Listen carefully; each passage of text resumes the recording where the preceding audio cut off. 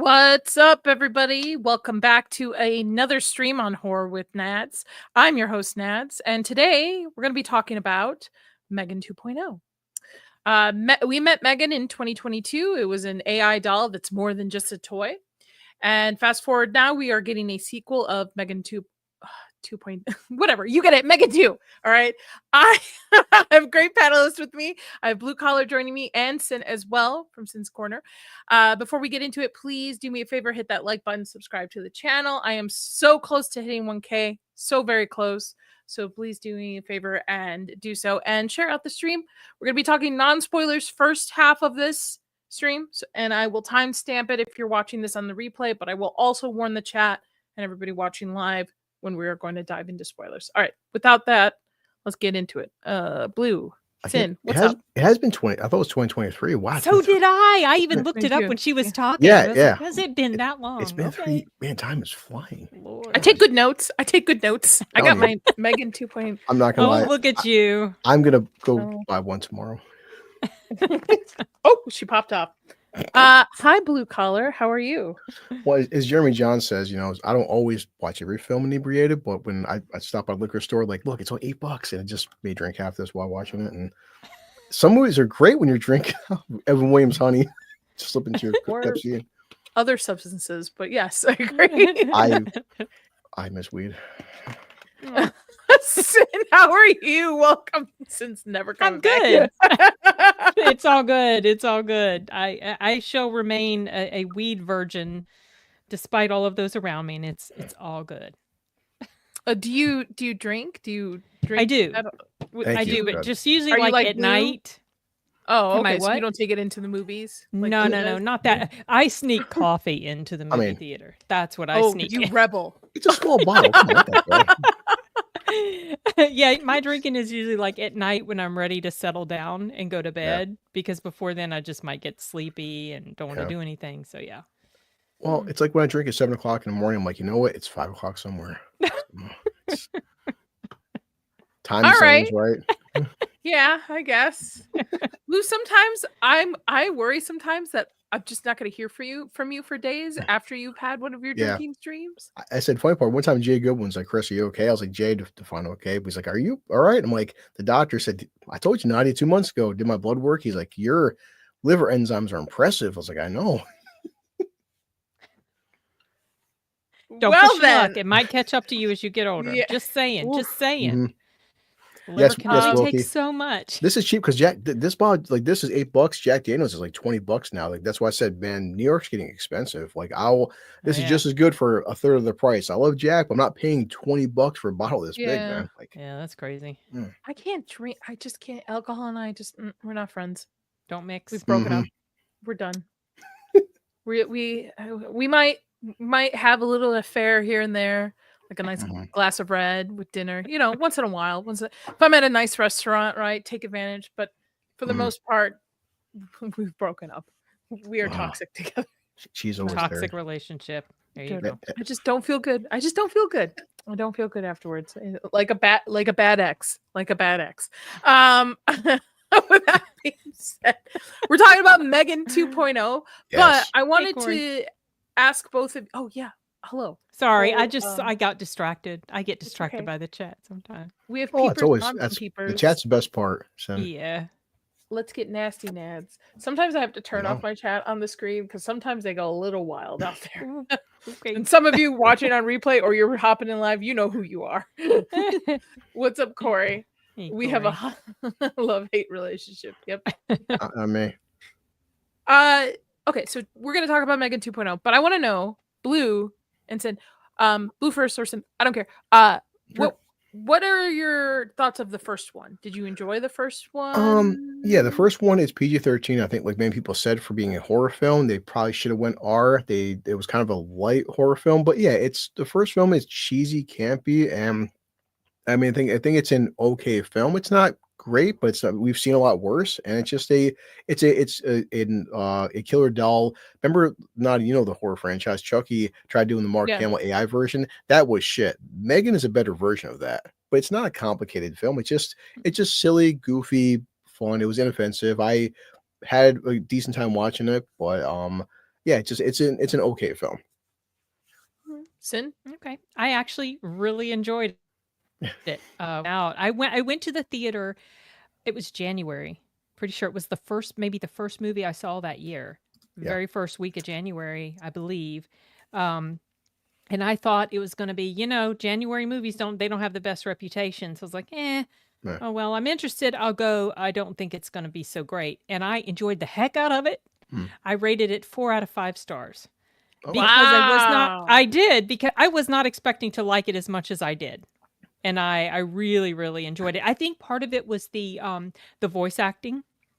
Because I work in the field of audiobooks, so I just pay like something like that can really just get to me. And I thought the little girl who did the voice of Megan, I loved how she did it. And I Yeah. love the dialogue. And yeah, it was a bit campy and there was a bit of suspension of disbelief, mostly for me with regard to how quickly she could cobble together Megan, the Gemma. But it wasn't enough to take me out of it too much, and I recognized it for what it was. So yeah, I enjoyed it. Really, really enjoyed it. Yeah, I think for me the best part about the first Megan was having Gemma talk about the dangers of AI and also in kids. And before I met Nadi, talked about this with friends that we are seeing more kids now. Being a father of a teenager, that more kids tend to under or glued to their tablets, glued to their phones. Oh, Like my nephews. yeah, TV so too. and Yeah. that's why I said I thought as a slasher film and horror film was kind of it was okay, but I did appreciate that aspect because we are getting like I mean, my son he didn't have a smartphone until he was 12, and that's only for emergencies only. If I become a grandfather one day, I don't want a 10-year-old having Facebook, and my son knows this. He didn't get Yeah. Facebook till he was 16. I was very strict about that. I don't want him having a Twitter account at 10. Yeah. Well, Yeah, it's for sure. interesting. We live in a world where we post everything online, right? And I'm seeing these parents post about their children online too. And I'm like, it's a gray area, right? Because technically these children didn't give consent to be utilized for social media. And then Yeah. they're going to have to go back and see it when they grow up too. Like maybe they don't want to be online. Maybe they, so and then with the learning, like Miss Rachel was very popular during COVID. People would put their like newborns in front of Miss Rachel. Yeah. And while she did teach them a lot of things, it's also a dopamine being addicted to the technology, right? The whole like okay, maybe back up. I remember myself, I would watch what my parents were watching. Yeah. There was never like we had Sesame Streets and stuff like that, but I never had a designated like area or a tablet that we had a family room TV. We watched what my parents would watch. Obviously, they would monitor what they were watching with kids around and stuff. And then we could maybe watch something, but it's not like now where there's like almost a TV in every room. Bedrooms and stuff. Or like people have family night where it's funny. It's like everyone has dinner and you've seen movies, but in real life, everyone's at family night. Everyone's sitting at a table. Everyone's on their phone as they're eating dinner. And like what happened to happen to family conversation, or like now it's Friday night, we're gonna rent a movie on Apple iTunes, Vudu or something, and you have mom, dad, daughter, or son, everyone's sitting watching the movie, and everyone's got like their phone out as they're watching people the on movie. their phones. Yeah. It's like that's why my son distracting. my son knows that as I watch older films, like Nadi knows I've done reviews with my son. If Chris and Christian watch say Aliens or Terminator 2, phones off. We sit down, we watch a film together, and he knows in a theater, phones off, buddy. I mean, like, let's phones on vibrate unless emergency happens. His mother might call him, but that's the one exception. But but have it on vibrate, have it on low dim in case emergency happens. But yeah, you've seen it. You go to a movie theater, someone's on their phone. Oh my God. 2 people had their feet on chairs today. Yeah. This is her pet peeve. This is what driving insane. But both movies, I think, do a good job of balancing the fact that technology is here. It's not going away. It's just I like the messaging. Yes, I agree. And it's up to us, as people who are parents and us, to kind of balance and navigate the world, because we can't just stop it. It's not going to happen. AI is already here.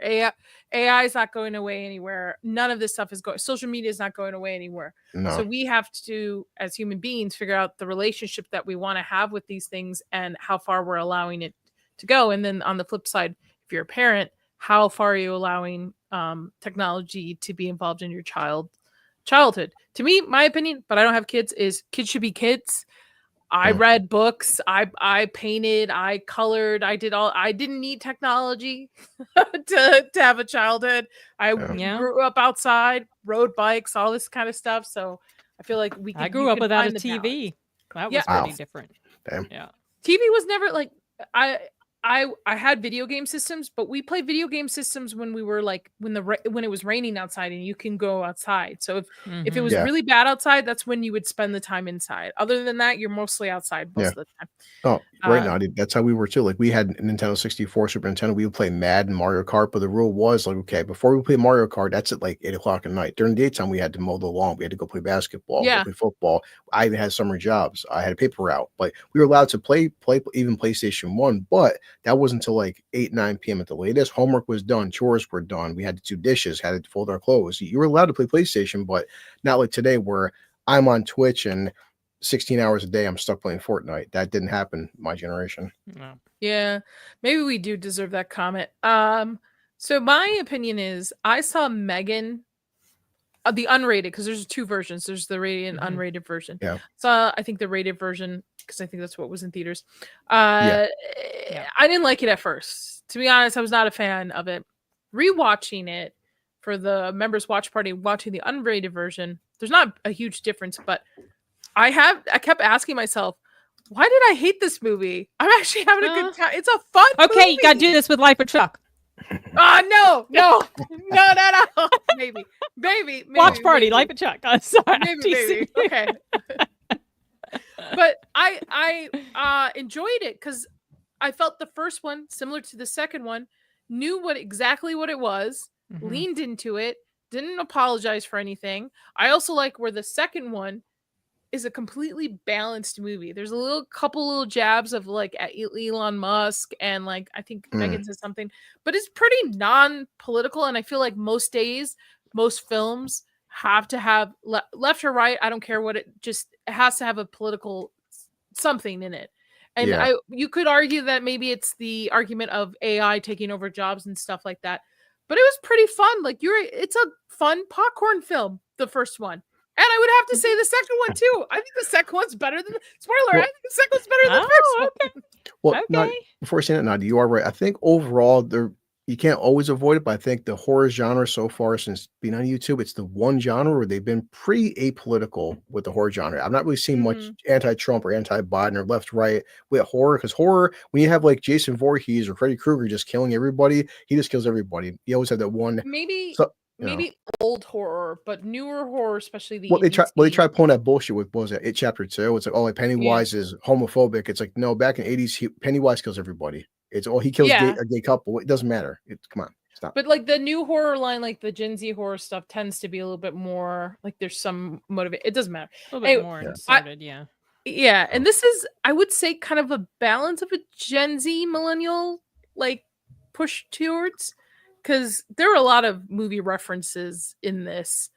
I love the Tom Cruise reference. I love there's a ton of them if you're a movie buff on top of it. But going in, what were your expectations for Megan 2.0, Sin?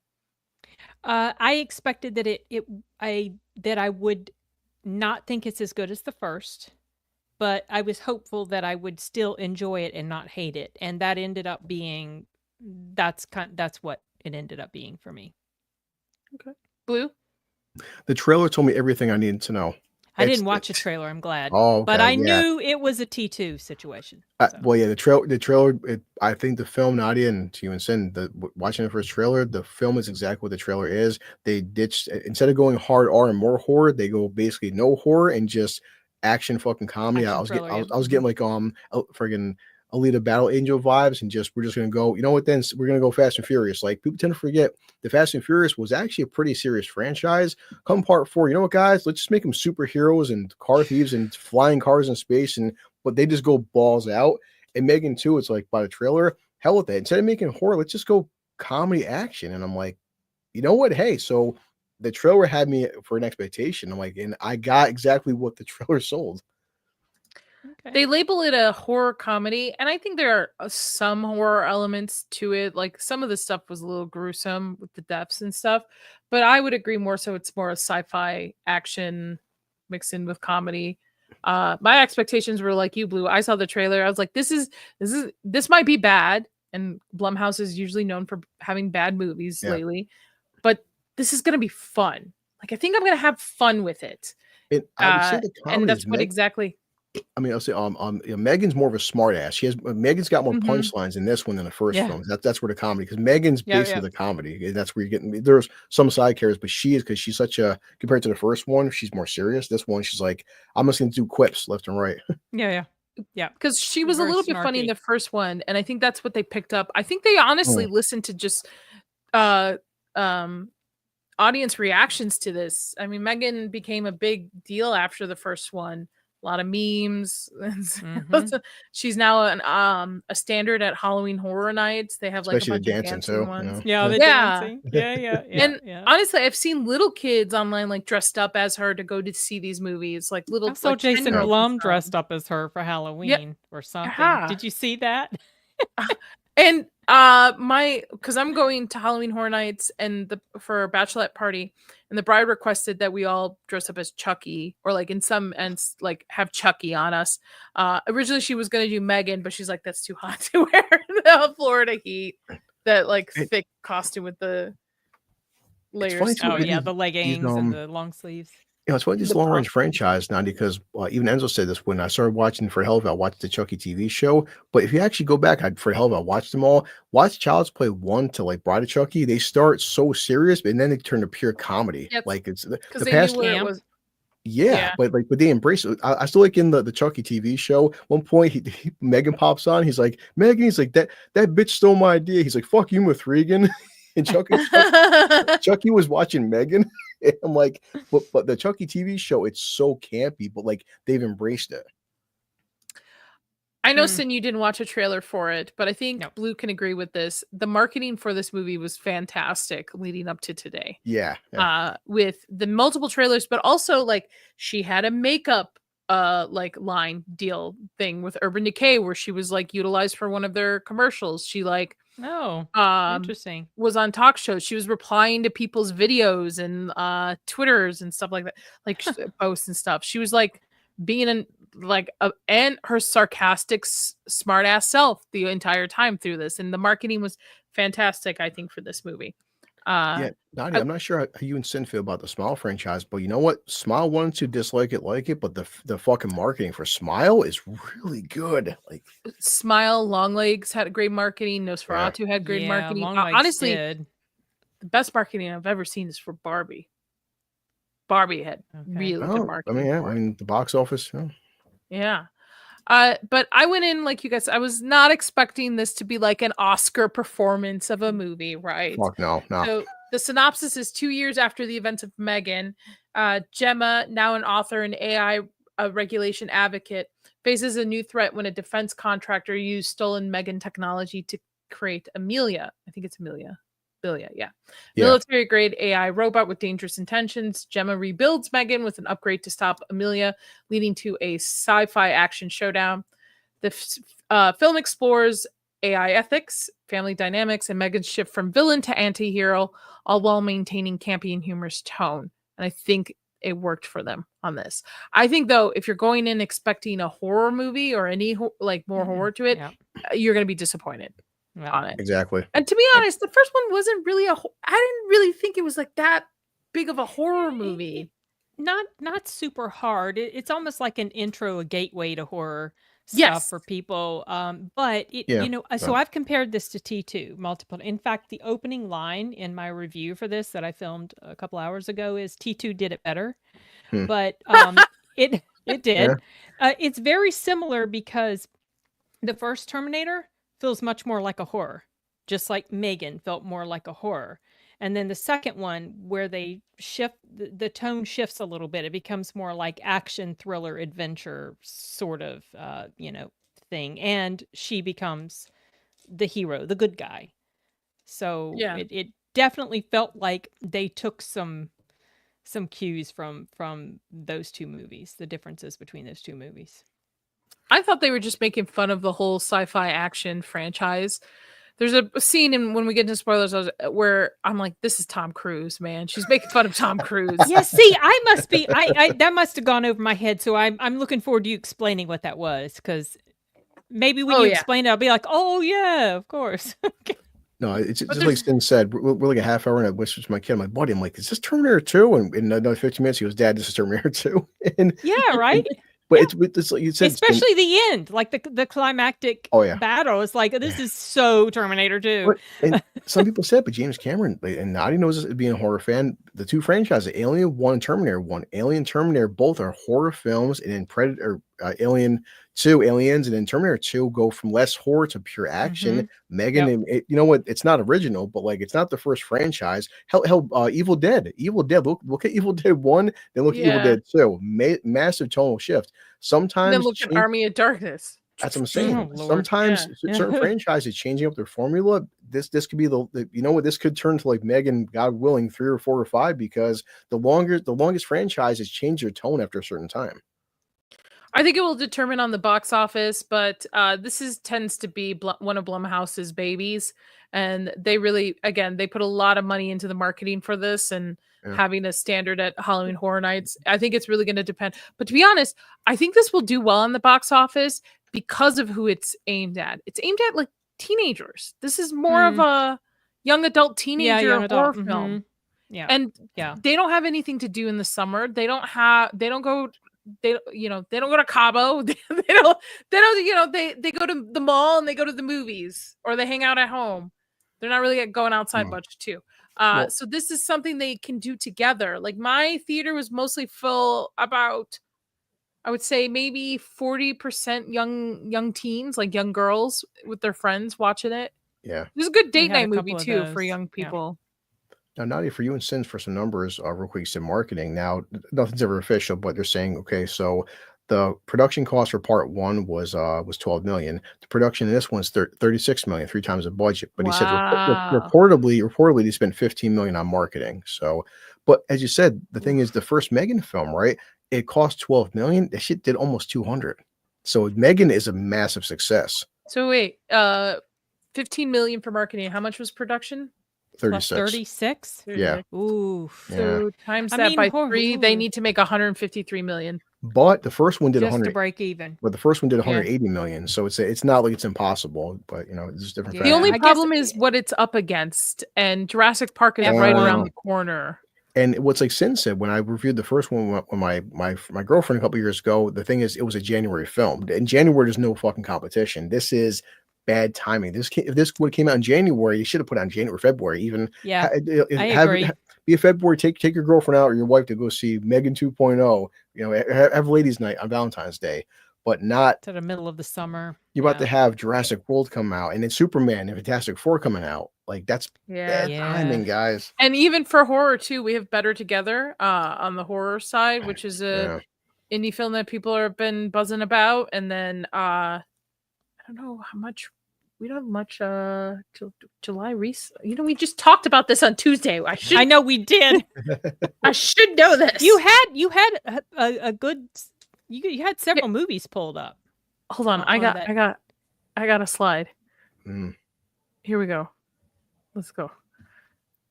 I know what you did last summer. Yeah, no, this thing is gonna Bambi, Osiris. I'll go see Bambi if Nadia wants to see Bambi because it looks I want to go see. I know what you did last summer. That's what I'm going to go see. But that's the thing. Like, this might fizzle out if it doesn't have a strong opening weekend. It might fizzle out. But not a spoiler. But usually, I tell my audience, like, either see it opening weekend, see it $5 Tuesday, or like stream it on a streaming service you already own. By the way, don't buy it. This is to me like either see it opening weekend or $5 Tuesday. I think you have a blast in the theaters for this one. Oh, 100%. It's a fun one. Yeah, especially some. Well, not we will talk about some films are just $5 Tuesdays exist for a reason. Yeah, I think we can get into spoilers. So give me a second. Let me set up the banner, and then let the chat know. Yeah, I'm said just right there. Even like TikTok says, the first Megan was a major success. I mean, to make you figure 180 million on box office on top of like whatever digital sales. I just don't know that it's going to pull those numbers this time. Yeah, it's the biggest thing is timing. It's like because the first one, Yeah. January release was smart. Like even though Deadpool, Agreed. people can like Deadpool. Deadpool, the best thing was putting out Deadpool in February. We had no competition. Oh, the first one? Is Yeah. that when the first one came out? Yep. And they market it's like, hey, take your girlfriend or wife to go see Deadpool on Valentine's Day, and it's about a love story, and it almost does $1 billion. Like, Yeah. you know. Yeah, well, okay, here's the deal. It still might do well because I don't know if young people are excited about Jurassic Park like millennials are. Yeah, Jurassic Park's definitely a funny thing, Naughty, because everyone says, well, the franchise has done $1 billion per movie, but this is sometimes people do get franchise fatigue. Because even the last Fast and Furious film did not do. Everyone's like, oh, Fast and Furious 6, 7, 8, 9 did $1 billion. Fast 10 did underperform in comparison to Fast 5 through 9. So people could be tired of dinosaurs in the summer. I'm not. I'm going to go see it. Okay. All right. So we are in spoiler territory, everybody. See, don't be a dick. Yes, I'm sorry. I have that set. Okay. Sometimes I have big panels. I have to be respectful of my panels. So don't be a dick. But you can be kind of a dick, but don't be a bad dick. You know what I mean? Megan said, strap in your vaginas. Yeah, strap into your vaginas. Talk about that bitch.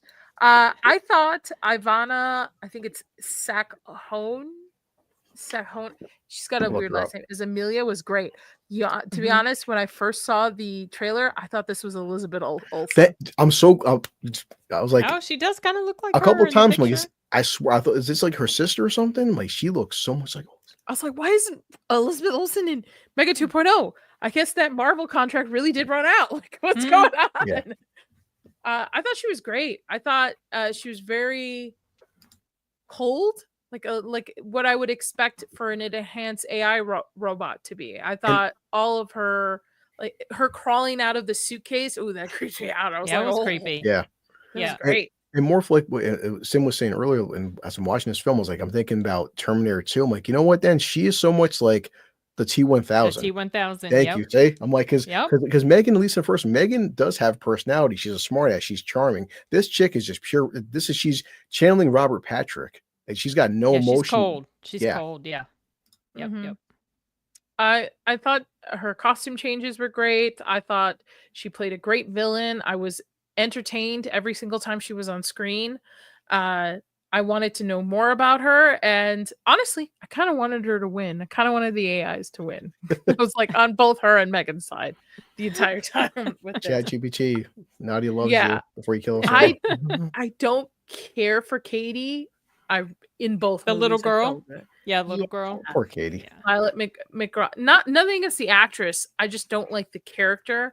And I actually, Gemma's probably on that chopping block to me as well. Speaking of Gemma, I like Blue. You might have picked up on this because Sin, you didn't see a trailer. The trailer was misleading on a lot of like lines and stuff. If you go back and watch the trailer, there's a scene where Cady's like advocating for Megan 2.0, Megan to come back, and she's in this little like whatever this thing is, like this Furby thing. It's called a Tubby. But in the actual movie, it's when she's like that deformed, like clawed, like Megan that she self-built herself. So they hid that entirely through. There's no which is scene smart of that though. Yeah. Okay. It was, I thought Gemma was okay. Yeah, she plays the same as she did the first one. I still like the fact she's still advocating that like AI is dangerous and be careful with too much on AI. And she's right during the film. But like most white women, put a man before your child. Well, I felt she also. I felt like she gave in a little bit too quickly to letting Megan come. I was like, because then it has to happen because that's the whole reason. But it felt like it just happened a little bit too fast, given everything that had gone on in the first movie. And I also felt like this film. So one of the reasons why I really liked the first Megan and I felt like it was so effective was because it was very simple, and it was small. This one. One of the reasons why I don't think this one is as good as the first one, even though I did enjoy it, I'm not saying I don't like it, is because I felt like it tried to go too big. they not just with this like the set pieces and the action, but with the plot. I mean, it became all this twisty turny stuff, and it was just like, and it was much harder to suspend my disbelief when it came to where Megan ended up all the time. She was everywhere in everything, and then she's supposed to be dead, and she was somehow still alive. It just, I don't know. It Yeah. just, I mean, I didn't want her to be dead, because I was liking her at that point, but it's like I don't know. Those were some of the issues that I had with it. It wasn't enough to drag it down completely for me, but it was kind of like, okay, this is like you're trying to go bigger, better, more bombastic, and you don't always need to do. Now, this is what I meant when I said Terminator 2 did it right. Terminator 2, yes, it was bigger, much more actiony, and the sets and all the stunts and all that stuff, but the story itself was still it wasn't super complex plot. This one was pretty complex. They had all this stuff going on, and then the stuff with her boyfriend, and then the twist you find out, and then the thing in here, so I wish it had scaled back just a tad. It was also 2 hours long. It was not a short film. I agree with you, Sim, because anytime Christian, whatever, wasn't on scene, and then when he would be brought back, I'm like, oh, I forgot about this guy. Like this storyline that they're trying to move forward with. I was more focused on the Megan bringing her back, going up against the android. I did not care about the AI avocation storyline, whatever they had, that somehow fumbled into this whole mess at the end. So I agree with you, but I'm like you, I'm willing to like forgive a lot of this stuff because of how fun it was. Yeah. As people said, what you guys seen as well, I think the choreography and fight scenes were fantastic. Whenever Megan was doing her kung fu and stuff, and it has as a robot would fight, I'm like, this is some good choreography. And that little girl, I mean, she's a dancer. She's very athletic too. So I don't know that. I'm willing to bet money that probably most of those scenes, if not all, are probably her actually performing these things instead of it just being CGI stuff. Yeah. So she's very. I like her. I like her physical embodiment of Megan, and I love the voice of Megan, the girl that does the voice. They're two different people, obviously. Yeah, I guess the girl's name was Arnie Donald it's like Amie. Wow, Amie Donald was Arnie. Yeah, I can't remember the girls' names. I don't remember who does the body and who does the voice. Yeah, so Amie Donald, she voices Megan. Amie Donald's the physical. Jenna Davis. Really? Oh wow, really? Megan. Yeah. I wouldn't know that by the physical. Oh, okay, look at the pictures here. Well, her face is fake. I mean, she's got a fake face on. It's not what she looks like. The scene. Sorry. The Tom Cruise scene? When it like cameras up to her on a cliffside, and she's dressed like Mission Impossible, and she does her little jump off the cliff. Oh, that's a nod to Mission Impossible style. Yeah, when she jumped off like with that suit. Yeah, it's in the trailer too, so it's not really a spoiler. I should have said it earlier, but yeah, it's totally a nod to Tom Cruise. And Chris said there was a lot of Steven Seagal like nods, but I didn't pick up. There was that poster and some comment about him. Yeah, remember too, like when the bad guys got her by the throat. So okay, you need to do hard to kill her, an executive decision. Oh, I'm getting the jokes. Okay, it is above the law. Yeah, because by the way, there is a spinoff set to release January 2nd. Soulmate. Hey. Of this. Yes, spinoff of Megan is set for January 2nd. So I wonder if there was an after credit scene that I didn't see, because I heard there was not an after credit scene, so I did not stick around. Okay. So a spinoff Soulmate set for January 2nd, 2026 will explore the Megan universe further. So I don't know if it's. Let's see what it's about. Okay. It's spelled like SOU. It has an 8 in it. I guess it's not like a big plot point, but that was the whole point with Gemma. What's the name of her? Cady. Her learning the martial arts without Megan there, because you can't always rely on Megan and AI. That's kind of just the premise of like her being her own girl. Right. Being able to protect herself. Yeah. It's a spinoff to Megan. The plot will follow a man who buys an android to cope with the death of his wife. Yeah. Okay. Story by James Wan, and it's going to be directed by Kate Dolan, who did You're Not My Mother. Nah, some stuff that I'm not familiar with. Yeah. Which I could see that because that's the point of the first film is you have Cady there. She's coping with the loss of her parents. So it's like it's not a new trope by any means, but people do turn to AI to cope. Didn't they do this movie with Megan Fox already?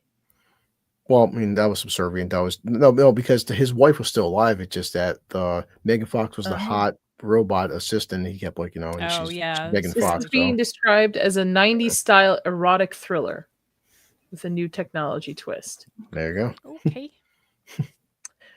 But I mean, honestly, this is our future. This is already happening now with like real dolls, like real women dolls that men like marry and have. So like this is just a step further. A couple days ago, I seen this one YouTube short of these real dolls where it was how much they were moving and talking now in 2025. It's disturbing how accurate it is right now, and I can't fathom 5 years from now. Megan is not that. It's not that far-fetched. Companion. Honestly, yeah, that's. When I was a very broke college student studying special effects, when I was in Hollywood, I was looking for jobs, and one of the jobs that came up was someone who repairs the genitalia of those dolls when they come back in, because it's prosthetics that you have to like mold and then put back and shape and then potentially pluck your hair and stuff. I didn't take it. Didn't do it. So Zach's, before you fucking drill me on What's Good Wednesday, didn't take the job. Though I was a district 4 college student. I wonder if I would have taken the job. I would have discovered. No, never mind. It's happening. Don't worry. Yeah. What did we think of Cady, Violet McGraw? She was the same. I mean, that's what I felt. Very like on character brand, annoying as fuck. I guess you can swear on this. Not super thrilled with her character. She's and her acting. Sometimes she was really good, and then sometimes she seemed like she knew she was acting. Her sister is a much better actor. I believe it was her sister who played in The Black Phone, and she's really really good. Not sure. I believe they're. Yeah, I cannot wait till Black Phone 2. I think Same! Black Phone.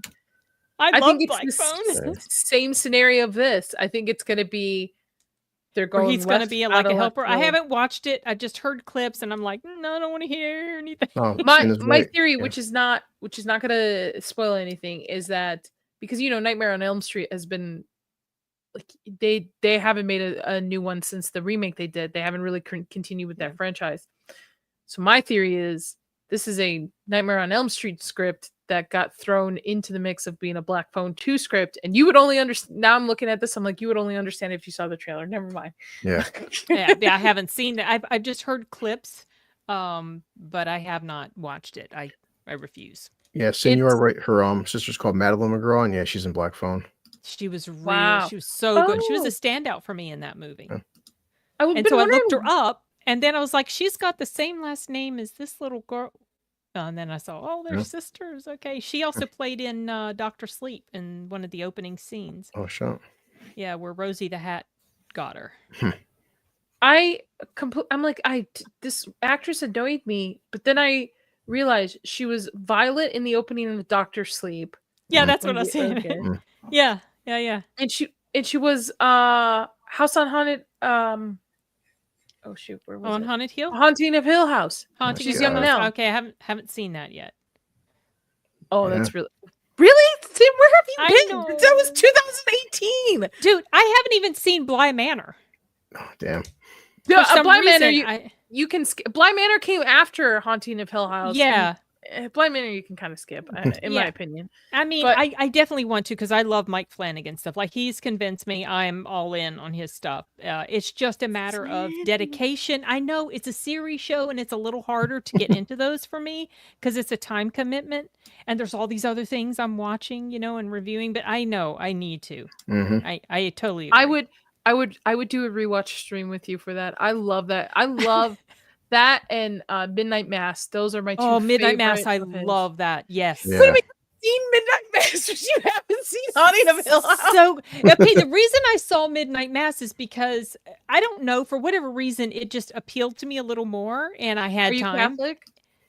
No, former I'm not. I'm Catholic? Christian, but I'm not Catholic, but I really Okay. enjoyed the theological discussions that they were having, and that little discussion that Mark Hamill had with his grandson in the Life of Chuck reminded me of those types of discussions. You're still And Yeah. pushing that movie on I'm me. sorry. I'm sorry. You're okay. But yeah, I think it just came along at a time where I was doing overnight shifts at a research medical research clinic, having to be there to just kind of watch over the patients if they needed anything. So I had nothing left. I had nothing but time and trying to keep myself awake. So I was able to watch that series. Did you watch Fall of the House of Usher? I did. Damn. And I've gone back and I've tried to watch the first episode of Hill House, and I have not completed it yet. For whatever, I don't know. You know what? Honestly, it might be that ghost stuff doesn't appeal to me as much as like the material that was in Midnight Mass, but I know Mike can see Flanagan that. is so good, so it's just I need to. The one I would skip, yeah. Bly Manor's not bad, but I think Bly Manor was so Hill House is definitely way scarier than Bly Manor in the sense of like horror. And I think people were going in expecting the same thing with Bly Manor. Bly Manor to me reads more like a gothic tragedy. Okay. Yeah, Okay. so like gothic horror in a sense. And then Midnight Mass is my ultimate favorite, but it's probably because of my Catholic guilt in me watching that movie. It's been my favorite of his stuff too. So yeah. We're gonna have to have a Flanagan rewatch. Love it. He's so good. You know what? After the Institute, we'll talk about it. We'll figure it out. We'll throw it in somewhere. We're gonna start from the beginning and go to the top. I thought the upgrade to Megan was smart because obviously the actress has grown. Exactly. She's not I was wondering that too when she's like, okay, make me taller. I'm like, is that supposed to be a meta reference to like she's gotten taller? She has, so they had to. I thought that was brilliant. I thought it was, and I thought her CGI here in the second one, obviously with the upgrade of the budget, looked way better than the first. Yeah. What's with this? Because the whole thing's mocap, and just besides her face, that's a real person. They're just mocapping her face over. I think she does wear. I thought she wore some sort of something over her face. Yeah. Or maybe in the first one, I thought I saw behind the scenes of something on her face, not just mocap. But I might be misremembering. Yeah, well, that's what I'm assuming. It's just her walking around like in a bodysuit, and they just have to digitize her, obviously Megan's face onto her. Oh shit! This whole time I'm pulling up photos, expecting everybody to know what we're talking about in what scene. Okay, hold on. So back up. In the beginning, if you've seen the trailer, it's how it plays out. Amelia is hunting down people who are part of her creation. There's a spin to it at the end. A big reveal that she's being utilized as a puppet, but not an actual like AI. So Megan actually has been alive for the last couple of months or so, being programmed into this smart house that since Gemma the beginning, Cady, since she died, because it showed at the end of the first one that she was still around in the system somewhere.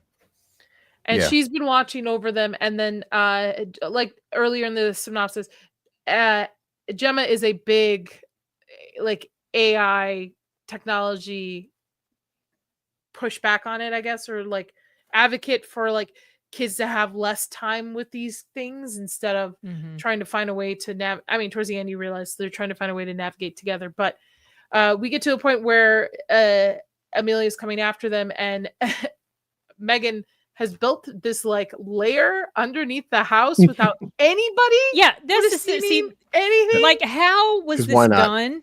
She couldn't do it. She couldn't physically do it. So the one thing I was like, okay, so she probably was like someone who hired contractors to come in and do stuff, and she was a faceless employer. Sorry. And then all of the stuff that had been stocked up, I'm like, there's no way she physically did this. She had to have had these orders sent and stocked up, just here, I'm buying this, come bring it and set it up at this address. Nobody noticed people coming in and out of this house. She never saw her landlord they were talking about or something like that. I mean, I can believe that. This is the stuff I'm talking about. It's like, I've known some people though that had landlords for like a year, and they were sending their Venmo accounts or the Cash App to a person they've never met. And it's happened more often than you think, where someone's like, hey, like I'm like whatever. A friend of mine's like, I've been paying my No. rent for the past 6 months. Like, I never met the person, but then they But I'm found they're like, saying so Gemma's not The noticing activity. people. Like All nobody's this activity. see, neighbors aren't Megan doesn't noticing when Megan doesn't activity. well, Gemma's rarely home though. So, That's what I was going to That's say. true. It might be that this is all being timed when they're away. yeah, that's it. Because I mean, Megan's got nothing but free time, so Yeah. I mean, I thought the lair was pretty cool. I would stay down there. Fuck that. I'm done. I'm exactly. done with humanity. I'm hanging out down there. But Megan has locked them in there, almost like they call it a prison. Yeah. And it's a way to motivate. Yeah, it's a way to motivate them to build her a body. In a sense, to be able to protect everybody. I do like how they play with the fact that she's programmed to protect Cady, but Cady is almost her moral compass in the sense of saying, like, you're programmed to protect me, but do you want, in a sense, do you want to protect me? You should want to do good. You should want to protect the people we love. Yeah, John Connor and the Terminator. Lots of vibes I got. Sin mentioned that because once Megan gets her new body, was a cast. Gemma's very adamant about like, hey, you can't kill people, and I'm like, that's pure fucking Terminator 2. Exactly. Like, yes. Yep. Yeah, that little speech that she had about, you doing something because it's right. I swear I will not kill anybody. I swear I will not kill anyone. Yeah. I love that movie. Sorry, I always find ways to insert Terminator 2. I said that at the theater. My son busted out laughing. It's like, my buddy, I will not kill anybody. It's like, you shot him in kneecaps. He's like, he'll live. He'll live. This gives me Blade Runner vibes a little bit. Yeah. Yeah, I could see that. I wasn't crazy about this look. Yeah, this is a popcorn bucket too. Well, it's funny too. Remember the whole like, okay, well, oh, you're going to an event, cosplay. How are you going to fit in? And everyone's cosplaying, so it's like she fits right in. Until she turns her body around and not her head. And not her head, yes. Yeah. Everyone's like, oops. I did like too. Yeah, and Megan got her new body, and they showed that one thing. Remember the kung fu? She's like this and breaking the sticks and showing how faster she is now, and she's stronger. And they made all these improvements. Yep. Man, I liked this. I liked this scene, the fight between the two with the use of the neon lights and stuff. Maybe because I'm just like, I just like the color palette for it, to be honest. I thought her costume was pretty cute. I'm sure we're going to see a ton of these Megans out for Halloween. Oh, yeah. Yeah, and during that entire sequence, because remember, like Amelia, and like, for PG-13, they're really pushing the boundaries because it's not R, but man, Amelia is straight out killing people. Like, she's like decapitating people, knocking their head off. Like, yeah, look, they had the RoboCop, the fist right there. When one guy, as soon as she sticks the blade into his face, it pulls away. But like, she has that one like big spear, and she's like impaling people. Like for PG-13, they're really towing a line of getting to the R. I also the fact that she ripped somebody's spine out clearly. We had like the neural implant. That neural thing, yeah. That guy, you guys see it too. I must have laughed when he was just like, it's pound time. Takes off his shirt. He's got a fucking 8-pack. And he's all ripped up. Yes. the teenage girls in the audience were like, ew. I was like, that had to be digitized because no way how that guy is fucking. Yeah, it was like I was like, no, it was a prosthetic. Okay. You see the line of the I was like, they left it. Lines. Did he wear one of those things that made it look like he had an imprint on him of abs, muscles? Yeah. Even if you look like it's discolored towards the bottom, it looks faker. It's like a lighter, like. And that's what made it so funny. I'm like, they're doing something because there's no way how that guy is fucking that jacked. No. He's from Flight of the Conchords. He's been in a lot of stuff. Yeah. But I did like his neural implants. Like, remember tapping, because that is gonna be a future where you're gonna have a little chip you put on your temple and you tap it like this. You're gonna see. Sign me up, Elon. I'll be test dummy. I'm happy to let you be test dummy. No, thank you. Yeah, there was a quote. There was a quote from that movie that I wrote down. Actually, I wrote down multiple quotes because I thought they were. I don't know. Just sometimes quotes appeal to me. But one of the quotes was something like. Okay, if you put an AI inside a human brain, it is not going to ride shotgun. That's what Gemma said. Yeah, I like that. Yeah. That's good. And that sucks too. Is very Black Mirror. Well, kind and of his character, remember the whole prosthetic suit they're showing there? Because they're saying like people, like how factory workers are, blue collar workers are, they're having this big problem because the Tesla bots are worried about bots taking over. Because it's not too much hard to have a bot stock shelves or bot to do Mm-hmm. mundane tasks. And the guy's like, well, how about now if we can have people with exoskeleton, which is very real world applications? That's coming. Because Yeah. it is. I mean, I seen 5 years ago in Popular Science, they showed this guy with this suit on. He could jump 10 feet into the air. That was like 5 years ago. Where it's like, sign me up. so I'm telling you. well, remember even in Aliens with Ripley, the mech suit, then that was back in Yeah. the 80s, but that's the applications of factory workers could be using exoskeletons to do more mundane tasks. I thought it was a very creepy story, the background story of androids in the movie where they brought up the one from the early like 40s or 50s or something where it decided that Oh yeah. to not have to take care of like the tasks that they actually had to kill their owners for it. Yes. And I thought that was a creepy part of the movie. That was pretty creepy That was Skynet. Yeah, Skynet. Yeah, I mean, how we've been warned so many times, and yet we just march towards this. Sign me up, man. I have a fractured T9 that healed kind of Oh. wrong, so sign me up. Let them put something back there. I don't want any more back pain. Oh well, yeah. And that's what I mean, obviously, it's going to be applications like that will be extremely helpful. I do think that it's something. It's a wonderful tool that can be utilized well. It's just being afraid of having so much confidence in it that you allow it access to things that it shouldn't have, or it falls into bad hands. Well, that's the story of the movie, like figuring out a way to navigate this, because it's gonna come. It's happening regardless. Like the whole idea earlier in the year when they were protesting AI rights with movies and films, actors were doing so. I'm like, listen, guys, it's gonna happen. They're not gonna be able to stop this. But you have to find a middle ground. You have to find a way to coexist with this, because whether you're gonna be behind, you either catch up with it and coexist, or you're gonna be behind.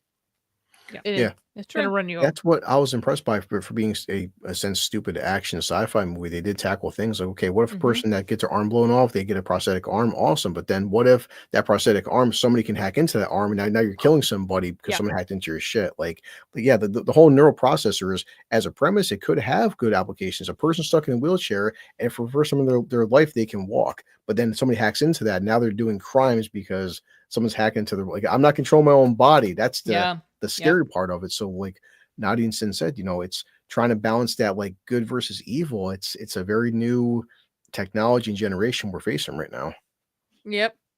And it wasn't just that though. They also tackled just issues of parenting and what a lot of parents, probably all parents, or all hopefully good parents, feel moments of failure sometimes. And there was that little conversation. Was it the conversation? Yeah, that Megan had with Gemma. She said it's not a failure to feel guilt or to feel that you're a failure. It's called being a parent. And then she started singing that this woman's work. Oh my gosh, I thought that was funny. I was laughing so my whole theater laughed at that. My theater was like, you better not get to the chorus. She goes right into it. I loved it. Sorry. Go ahead. No, well, Megan does ask her. Megan's like, "Why do you resent me so much for?" And Gemma's like, "Because you're a reflection of my failures."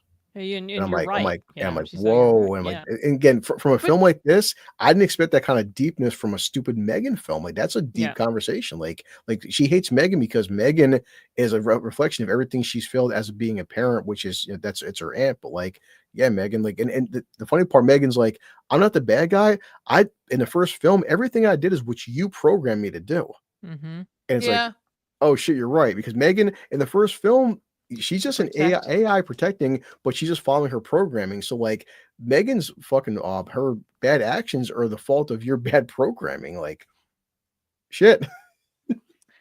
Melvin says, I've seen a woman on TV. I can't do his accent.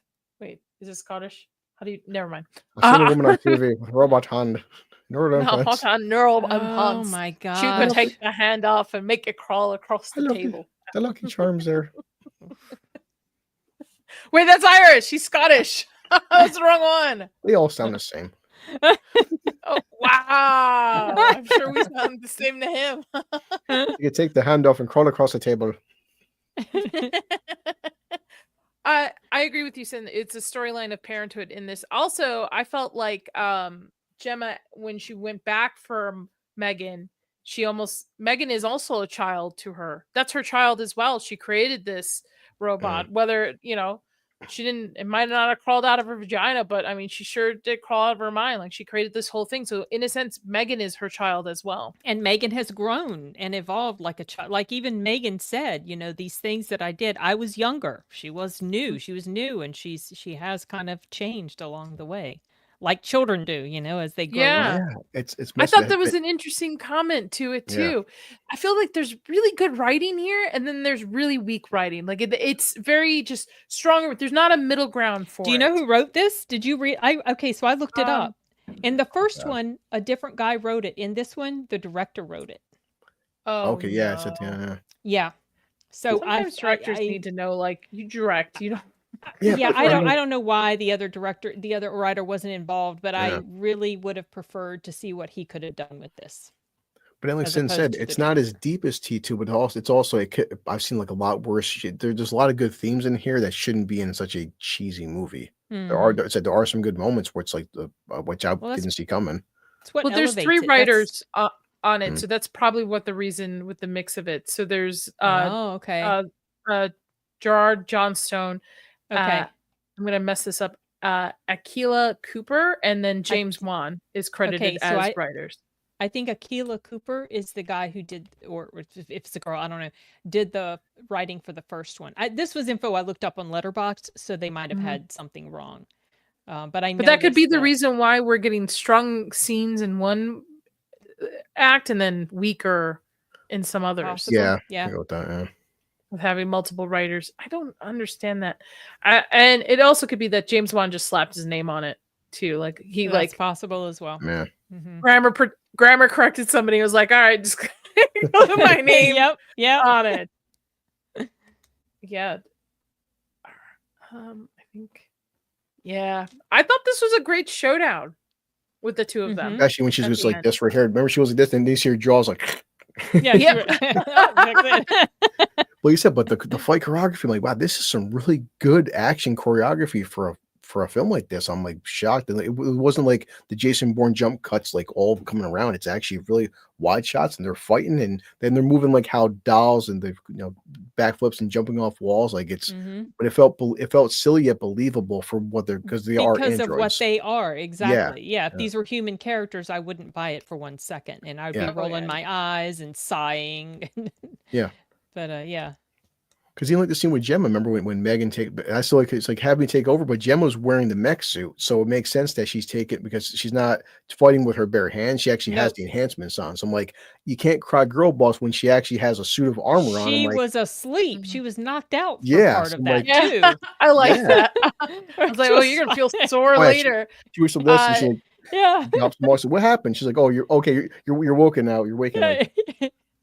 Sin, you earlier were like, the Amy Donald could have probably done the stunts. The 12-year-old dancer and karate expert performed Megan's stunts and dance without rigging, guided by movement coaches. Wow, without rigging. Super impressive. Yeah. I'm sure like the fight scenes, because it's at some point in the fight scene when Megan's hair was like down here or something, like, it was Gemma's. It was Gemma's hair. It was definitely like a stunt. Oh, definitely. Yeah, it was not her for real. Yeah, sure. But that's interesting that the 12-year-old did that. That's awesome. She's good. All is true. Yeah, and then with the spin-off coming soon. Yeah, I mean, we've all seen enough action films where I was legit impressed. Like, it didn't feel like I've seen way worse choreography from other films, and for being a Blumhouse production, like whoever did choreography, good job, guys. Like, I'll tell you, Blumhouse, you might have won me back with this one, because we have, like alcohol, Blumhouse and I have a very love-hate relationship too as well on it. And Black Phone 2 might do it too. Granted, I did like the Five Nights at Freddy's movie. I actually enjoyed that too. That movie. Have you ever seen Matt Pat's channel on his videos on it? No, I don't think so. Okay. So he had a channel called, he's retired since, but he has a channel called Game Theory that was very popular. And one of the biggest franchises that he covered on the theories was Five Nights at Freddy's. And if you actually break this movie down, even though it's marketed to kids, oh boy, the storyline is definitely not for kids.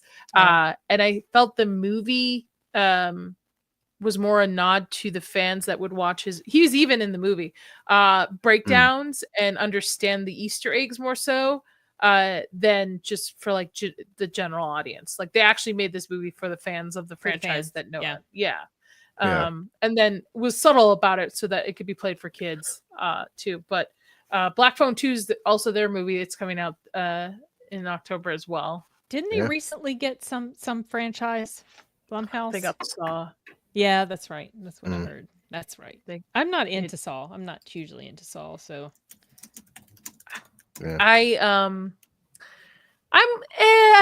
like the original. I think the original's good. I think it just kind of, I think it's a movie that didn't need sequels. To be frank, I don't think it's a movie that needed a franchise. I remember on Voodoo, I bought the entire, like they had a big sale, the whole Saw, whatever, 9 trilogy pack for like $30, and definitely some are weaker than the others. But I do some of the films. I do like the premise of John Kramer, where he goes and he's right that prison taught me this. Anybody can see this, that any kind of a near-death experience, when you're faced with death, the stuff we take for granted, and having a near-death experience will change your outlook on life. And he does feel like people definitely take life for granted, and you want to see, because he's dying of cancer, and he wants to see what people are really capable of. But I did like the one film where, remember, the father has his kid killed by a drunk driver, and John has him picking off like the corrupt judge, the corrupt lawyers, the corrupt people, like all these people are why your son got killed, and they're all went free. And I did like that. Everybody. The thing with the Saw franchise, everybody who's trapped, they're not good people. They're all guilty or something. So it's about your redemption. Like if you want a second chance at life, what are you willing to give up to get that second chance of redemption? It doesn't always work, but the overall theme of what John represents. Yeah, I think them ending where they ended with the franchise, because the middle part of the franchise is just dog shit. But I think the beginning half and the end of it send him off. His character got a good send off, because Blumhouse is going to, mark my words, Blumhouse is going to reboot this series. They're not going to continue it, and it's just going to be a cash grab because they know it's the Saw name, and that's what they're really honestly lately been known for. Sorry, I'm never going to forgive you for Night Swim, Blumhouse. Like, I know. Never. Said I'm still salty about Kills and Ends. Oh my God. There's like Speak No Evil didn't need to happen. Remake didn't happen. And I there's actually some great, like that one. Okay. They're hit or miss for me. I did. Did you see the original? No, I did not. From what I've heard about the original, I do not think I would like it as much as I like the remake. And that's what was for me. Naughty and Vex told me to watch the original, and I did watch the new one. I'm like, you know what? But in Naughty, you will at least agree that James McAvoy was trying. He was trying. Yes, he was trying. I mean, but you're right. With the turd you get. I am very negative about it because I love the original. I think the original is a good almost omen or warning about being too nice as a guest. Yeah. I know. And it explores, especially because it's a Swedish custom in their culture, so it explores it more because it's a Swedish film. Explores it more in the original, and the ending is just so jarring, it hits you. And the remake, they tried to add a girl boss. They tried to make it like they put too much on the table. Like in the remake, you automatically know these two people are bad people. Like James McAvoy is a bad guy. You automatically know just by the way he portrays his character. In the original, it just subtly starts to come out. So like as an audience member, you yourself also starts to feel uncomfortable throughout it. And I don't think the remake captured it very well, in my opinion. But it's very bleak. It's very hard to watch. If you don't like those type of like movies, I wouldn't recommend it. Like When Evil Lurks is getting a sequel, and that's another movie I love. But again, very dark, very bleak, not a happy ending, and it's getting a sequel too. It's I think in Argentina or some foreign film. Something from somewhere in South America. I went and saw that on the big screen. Okay, so then you know what I mean. They don't hold back. They did not hold back. I had some nitpicks with it. It wasn't my favorite horror, but I enjoyed it as a whole. If you enjoyed that, you might enjoy the original when Speak No Evil then. But I know how it ends. So I don't know that I would. Okay. Yeah. If you I don't like that type of ending. For the most part. Sometimes those types of endings are completely fitting. Like Talk to Me. The ending of Talk to Me was fitting. It was appropriate and Bring her back. And because I don't like those types, when they work for me, they stand out. Okay. Fair enough. Hey, I hate the Final Destination franchise. I've never watched those.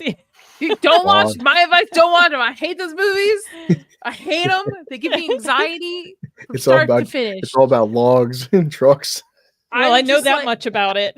And I saw it in 4DX. Oh boy. That's right. I remember. You should never have made Did you make like a challenge or something to your? Yeah. Did you promise that you shouldn't have done that, Nadia?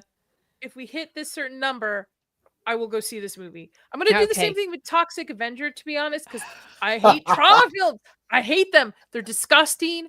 I fucking hate them. But I'm a horror channel, so I have to cover it. So I'm going to make it the month of it. We'll make it a super chat goal to not only for me to go see the remake, but we'll do a watch party of the original. I will find a time to watch the discuss the new one because because I told you and Cindy could tell her that I expect the Toxic Avenger to be a shitty film, but the fact that it was banned for the past 3 years, it was so offensive they couldn't distribute it. I just want to see it now because I'm like, what is so offensive? Curious. Yeah, because it's a marketing scheme. It's a marketing scheme. Yeah, it's not offensive. Might be. Yeah. But the trailer was so over the top, gory and disgusting. Where I'm like, what else haven't we seen yet? So I'm like, that's why I'm curious. My favorite, I'm missing it this month because it's right now. But I go to the Fangoria town hall that they have virtual town hall to ask like questions and stuff. And the one I went to last month was like somebody submitted a question saying because the staff had already seen the remake. Does it have offensive themes similar to the first one? Well, will people be triggered? And the person's like, listen, if you were offended by the first one, don't go see this. just don't go see it. Like, if you're offended by the first one, just don't go see it. It's just like that's what I want to see. Yeah. And I think like 6 months ago, watching my kid the first Toxic Avenger, and like, my God, it is. Don't watch it sober or like get high or something. It's like. I've never seen that one. Gross movies. I hate movies that just like to be gross. Like it's why I'm very picky with body horror. I don't like body horror very much. I don't like I can handle gore. I can handle somebody being ripped apart. I can handle that stuff. But when it comes to like pustule and like gooey, you're not a fan of the human centipede. No. Never. I've seen that movie. I can't watch. I haven't seen it. I can't see human centipede because South Park. Oh God, no! No, it's nasty just to think about. Like I almost didn't see the substance until one of my girlfriends was like, "Listen, I know you don't like body horror, but you have to, as a woman, you have to go see this movie. You have to." So I was like, "Okay." But then I think what helps Toxic Avenger, Nadia, because also besides that, the acting, it's the worst acting you've ever seen, and that's what makes it at least enjoyable because the acting is so awful. You're like, this. I'm gonna leave it to the chat. I'm gonna leave it to that month to the chat. If they would like me to go see it, I'm gonna leave it to them on it.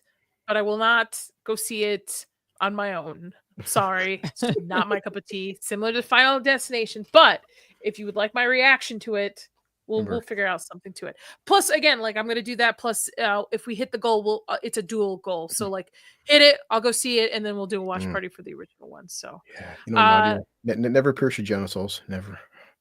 Oh God. How did we feel about? I don't even want to talk about it with you, Blue. You're banned. How do we feel that this is potentially this has been set up for a remake? Oh, come on. Not a remake. A sequel. One. Part 3. Yeah. I guess it's going to depend how well it does. Even if it doesn't hit good in theaters, I think it would hit good as a digital. Oh, and I hate to say that because I'm a big advocate for like go to the movies, guys. Same. Like, go to the movies. Get out of the house. Go get your little drink. Look, I got a little Megan on on a cup. No, insane. I It's mean, nice. this is a Thursday night. We caught a 6 p.m. showing. We had about half sold out, and everyone I just played hooky. I I caught love at 2:00. I love everyone I just did. I did the laughing. 2:00 one too. Yeah, I mean, everyone just laughing. Just I love the theater experience where you have like 50, 60, 100 people. Everyone just like giggling, having a good time, walking out, talking about it. Like it's an experience. Yeah, and to be honest, I know going to the movies is expensive, but Yeah. hide your candy in your pocket and Or there's yourself, I'm gonna you say know, Or there's get right here. Regal Yeah. Unlimited. That's why I Regal got it. Right Unlimited. here. Yep. Or, Yeah. yeah, I don't advocate for sneaking in things, but I might have snuck in Taco Bell at some point in a movie theater. I stuck in a whole pizza once. Like, Me too. And Jake's right. It makes it a whole different experience, to be honest. And I think this is Yeah. a movie to go see in theaters with your friends, especially out here in the desert. I see a lot of movies because it's too hot to be outside during the day. So I might as well just go see a movie. Definitely. And I love the big screen experience. I was telling my nephew, I go all the time by myself, and he's like, "Oh, that's sad." Yeah. But I love I'm it. loving it. I'm loving it. I'm learning to love to go to movies by myself. I will say, Chris did go see this with me, and this is probably the first movie this year that he's been entertained the entire year, like that we've set in And movies. I'm not sure about you and Good Sim, where you guys your areas, but like I'm lucky where I'm in New York. I actually have 2 drive-ins in about a half-hour drive I from have a me. drive-in. Oh, cool. And Yeah. we the have city drive-ins. drive-ins, this guys, even since 2025, drive-ins are $10 for 2 movies. Like there's no reason not to go see Oh. this in drive-ins. Oh, yeah, I love one is like drive-in. 40 minutes away from me, so I've never been Yeah. to that one. I saw Clown in the Cornfield at the drive-in, and I Oh. had blast because we brought like a whole bag of snacks and a pizza. Yeah. Like Saturday, but it also works for Chris because Chris doesn't like horror movies, so he just brought his Switch and he was just playing on his video game while watching thing. But hey, it worked. It worked for it. The funny part, yeah. So tomorrow night, Nadia. So screen 1, there's actually 2 screenings. 8:55 is How to Train Your Dragon, and then screen 2, 11 p.m. is Megan 2. Then they have Wow. also 20 years Oh. later, and then Until Dawn on the other screen. So I'm seeing Jurassic Park on Wednesday, and I think I will want to talk about it on. if you want, I'll watch it with you. I saw it this past Monday. Oh, God. I Boy, don't know if I'll yeah, be able to yeah. have a show because I'm not having shows next week because I have family coming into town, but I'll figure it out. But I'm still gonna go see it. I love fucking dinosaurs. I don't care. I don't care if this is except for Velocipaster. I don't care. I don't care if it's yeah. I knew you were gonna go there, Blue. Fuck that movie. That movie's. I told Sin about. Blue, can you explain to Sin? I reacted to the trailer for it, and it looked ridiculous. Then I saw people start I talking said, about listen. how it's No. actually quite surprisingly good. I never watched it, though. Can you explain to Sin my experience on Cannoli's show that night? How everybody played it straight and did not let me in on this? The thing is, everybody but Nadia, everyone knew the assignment that the Velocipaster in my lifetime, maybe the second best movie ever made.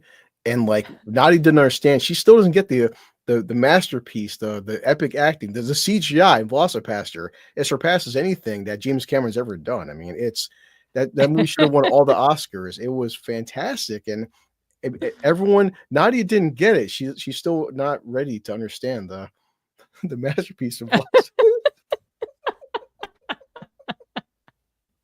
That movie. But again, they all played it. And by the way, afterwards, I was like, why didn't you guys let me in on this joke?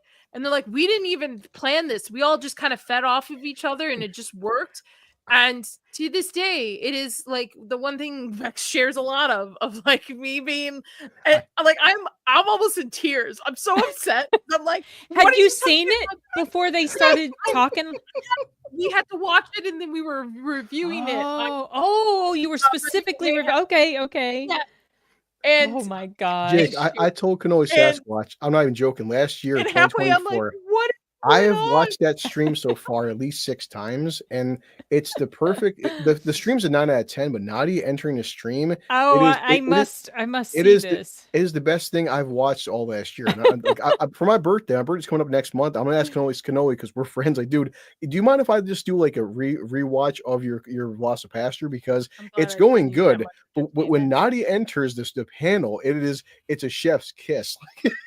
Did you feel like you were being heavily gaslit, or that there was some serious Yes! groupthink going on? Yeah. Heavily gaslit. The whole time. Which, by the way, I didn't like this movie to begin with. So I thought we're going to rip this movie apart. We're going to have a good time, right? They all treated this like it was an Oscar-worthy movie, not Megan 2.0. Hi, Caitlin. It would be Velocipaster. Chris just opened the door and went, Velocipaster. He knows what I'm talking about. And like, I'm halfway through this and I'm going, what is happening to me? I had to turn my camera off. I was like, I can't do this. I can't do this with you guys. And I was like, this has to be a joke, right? You guys are no, they played it super serious. That's I just so texted funny. The best part is Jay Goodwin. Jay Goodwin is on nothing. He's at war with himself. Your Stan. He's like, why wouldn't you? That's so funny. So yeah. So that was my that was it. That was it. Sin, yeah, Sin. It's on. Anyway, Megan 2.0. Yeah. Let's get final thought. Shall we do final thoughts on it? Let me pull up the Sin. What is your final thought on it? It definitely, to me, does not measure up to the first one as favorably, but it was an enjoyable sequel. I had fun, and I think it is worth a watch if you enjoyed the first one. Just obviously go in expecting that you might not like it as much as the first. You might like it more. I didn't, but I still enjoyed it. It was fun. Blue?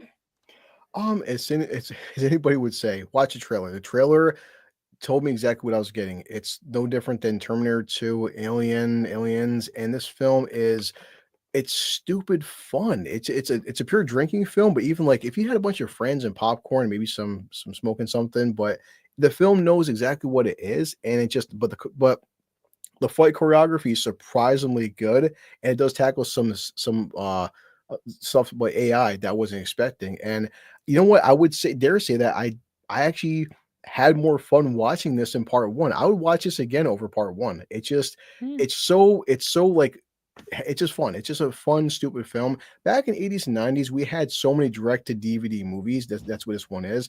Like Nadia said, would I blow $20 and then another $20 for my kid to see this? No. But for a $5 Tuesday, it's a perfect $5 or $7 Tuesday film. It's just an action comedy, and it's self-aware what it is. It's not preaching to you. It's not insulting its audience, not telling you. That's not pushing trans issues or gay rights or DEI. It's just a fun, stupid action and comedy film, and it doesn't take itself too seriously. It's why I go see fun films for. It's like I said, Godzilla versus Kong 2 knows exactly what it is. It's why I did $700 million for. It's just Godzilla fighting King Kong. This film is just Megan killing a better Megan, and that's Skynet. And yeah, it's just there's a Knight Rider theme, which I love. I'm glad you caught this thing. You played Knight Rider. As soon as they played it, I was like, oh.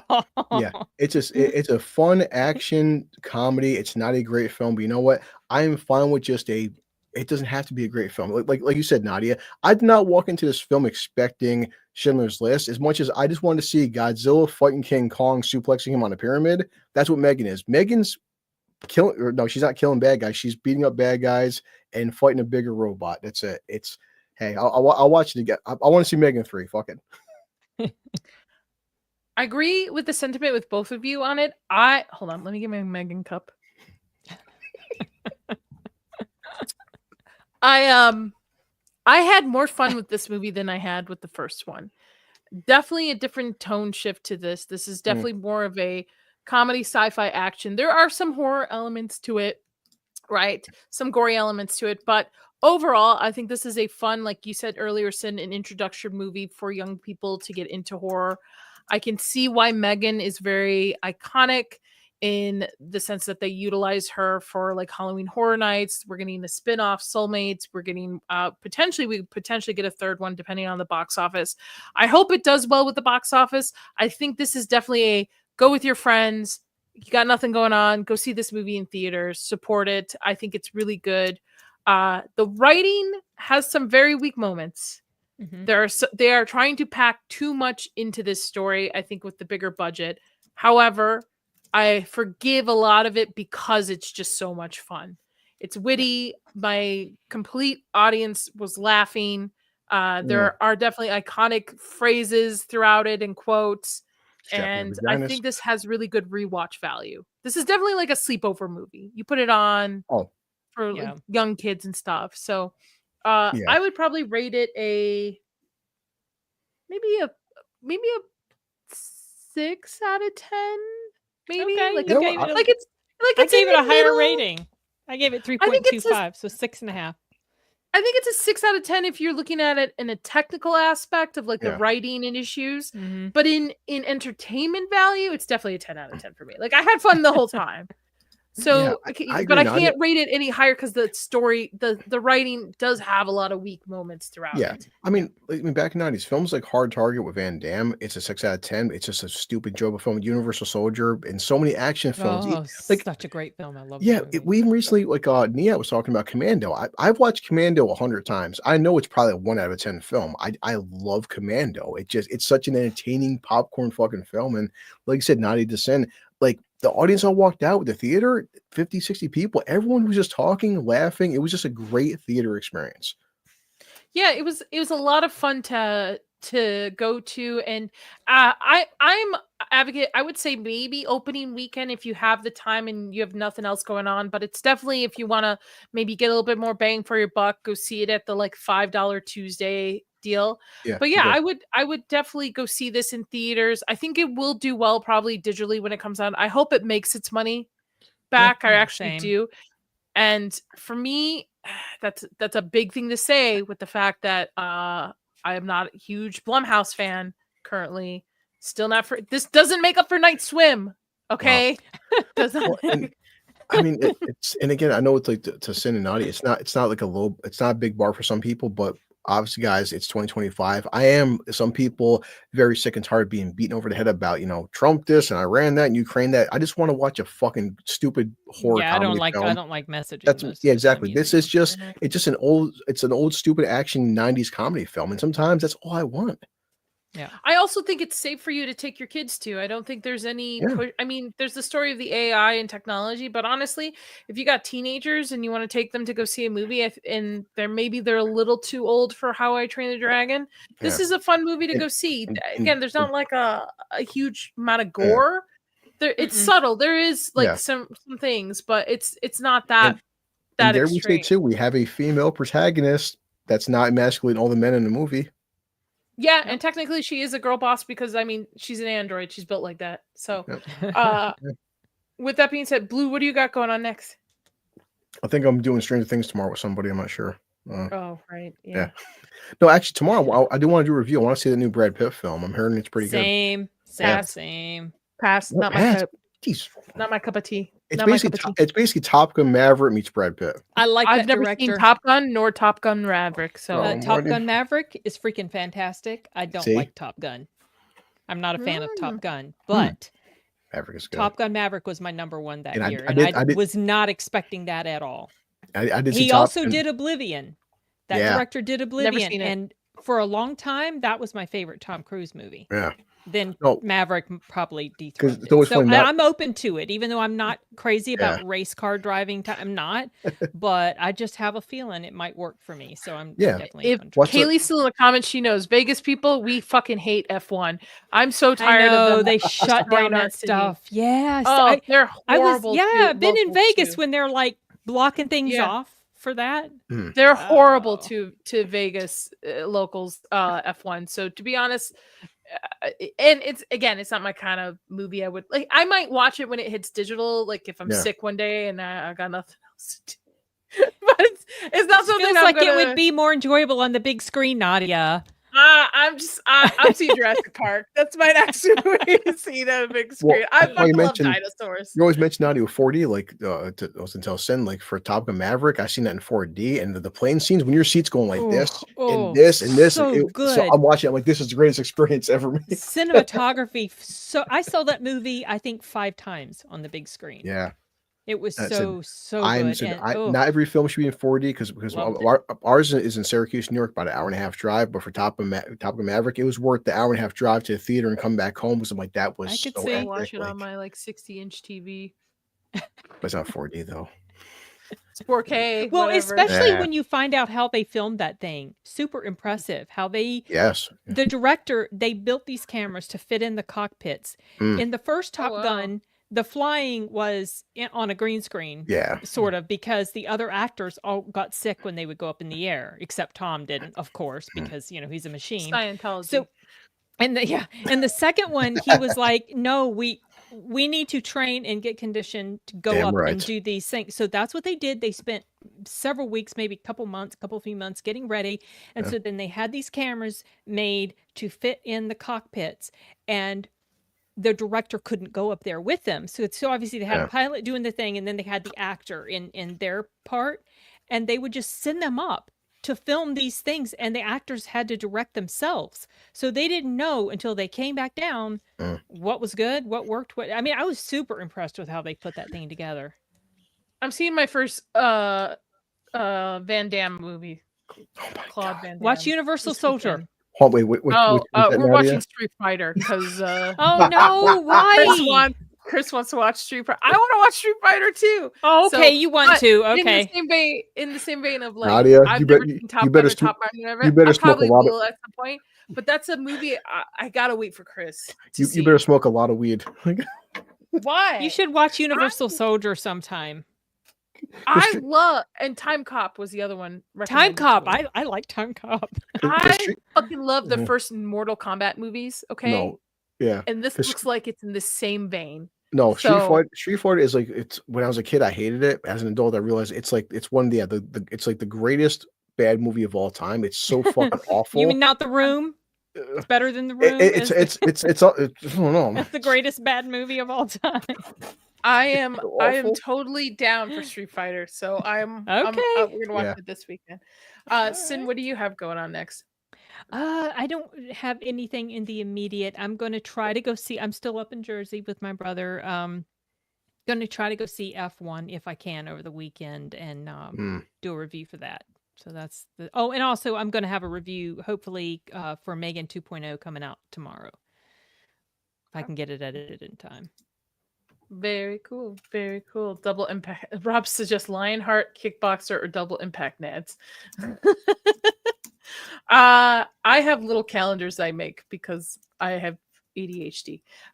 So tomorrow is Stranger Things season 3, episode 7, and then Saturday will be the members watch party, which is going to be Jaws. I figure they would be appropriate for this. That being said, we are over with June, and July is right around the corner. This is what July is going to kind of look at. I'm going to have a normal Tuesday show, Horror Tuesday. Then there's no show Wednesday, Thursday, Friday because I have people in town. Back to normal schedule the following week with Chills and Thrills, Stranger Things, and Horror Tuesday. The 16th will be the members' bonus gaming and chat stream. So since now I have a gaming rig, we're going to play Sharks and Minnows. Do you know what this game is, Blue? So it's a game that each stage gets harder where you have to do a lap in a pool or a lake or something, and there's a shark in the water. So you have to try to avoid this shark. So at any moment it can come over and like eat you. But each time it gets harder and harder. So I figured that'd be a fun game to play with everybody since I am playing Alien Isolation here and there and really sucking at it. Members watch yes, I am the hammer. Next month will be Barbarian and Prepared for Weapons.